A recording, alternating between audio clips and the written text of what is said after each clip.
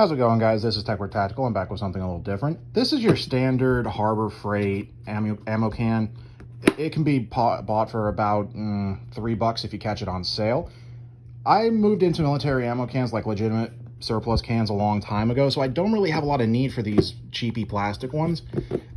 But I also hate throwing things away, so if something can be, used for another purpose, then I'm all for that. Even if it's something as simple as giving it to a friend because they might need it for something and then it just gets passed on. After all, these things last for, a long while for not very much money, so everyone generally goes with them.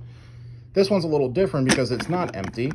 If you caught the little spoiler on the side here, I actually made this with some help from a friend into a DIY battery bank. So this can actually,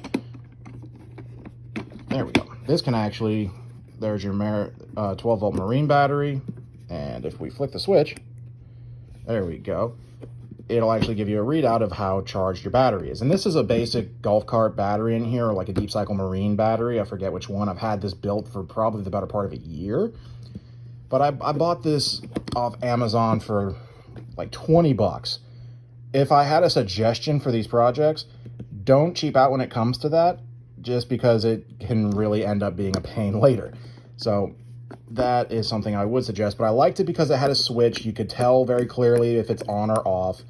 I wanted some sort of switch or something like a readout that can tell me. So I wanted something like that as well, and this was just the easiest way to get everything that I wanted and nothing that I didn't. And I've seen people do all kinds of crazy things with this exact project, with this exact ammo can. Something as simple as what I did with some help. I've seen people install them up here. I've seen people even install LED lights down here so that they can use it as a big old flashlight. It's really as far as your imagination and capability can let you take it. So it is extremely simple. I would suggest shaving down the screws. I definitely would suggest that. Also, if you don't like it sliding around, which I don't, I personally hate that, especially if I'm walking with it. You can get like a dollar store pool noodle and take a razor blade and cut a piece of it off and put it in there, and it should pretty well stop it from moving. I actually keep the charger for the battery in there, and it's very simple from Home Depot. I think it was like 12 or 13 bucks, plugged into the front of the wall, and it'll charge it for you, no problem. That becomes a bit more of a problem if there is no power, if you're using this as kind of like an emergency setup, which if you're in a disaster-prone region, this would definitely be good for that. It's something that you can not really think about for very long, throw it in a closet, and then once whatever season it is in your area, whether it's tornadoes or hurricanes or earthquakes, whatever it is, you can really just go, oh, right, we're in that warning again. Whatever happened to that thing that I built? Well, then you can take it out and throw it on charge and make sure everything's good. That way, in case, heaven forbid something does happen, it's no problem. You can just take it out. You can keep your phones charged, so that's your major means of communication, and whatever else you can really think of that goes into a 12-volt outlet. And again, if you're better at wiring than me, because I ended up needing help for this because I'm a big old dumb, go for it. You put lights on it. Put a siren on it if that's what you want. It's your life. I'm not going to tell you how to live it. I try and keep things pretty simplistic, because the more simplistic it is, the less things to go wrong. That's just kind of always been my way of looking at it. So this project altogether, the ammo can was like $3-4. The charger was about $12. The panel was about $20, and the battery was about $25. I don't remember. It's been that long.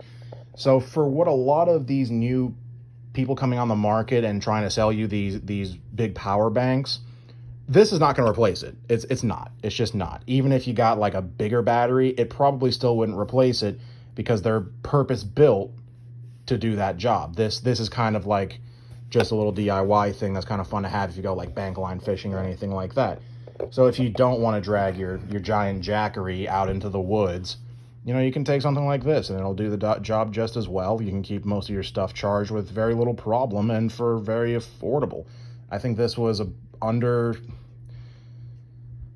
like under $100. It was probably closer to 60 if I'm being honest, because I'm pretty sure I got a deal on that battery as well, knowing me. because I don't generally get things for projects unless they go on sale. That being said, we have another project coming up, which will be in the next couple of videos, that is not going to be on sale at all, just because they never are. So for a very simple project, it's definitely worth doing, in my opinion, just to have it on a shelf. It's a decent investment, especially, again, if you live in a hurricane-prone region or whatever region it is for you. It's great to have, because everyone, especially nowadays, has a phone, a laptop, a tablet, whatever, especially cell phones. And if you can make something like this where you can have power to it, it just makes a bad experience, even a simple experience like a storm knocking out power, it makes it much more tolerable. Not to mention, I can only imagine if you have kids and they no longer have the toys that they're used to, or being able to tap on a cell phone, they're going to be a massive pain for you, I can only imagine. So this is something that you can get put together that at the very least keeps them out of your hair. So yeah, you won't have Wi-Fi, but if it's a cell phone, you can let them watch YouTube or Netflix or whatever, as long as there's still service in your area. So thank you so much, guys. You have a great one, and I will see you again soon.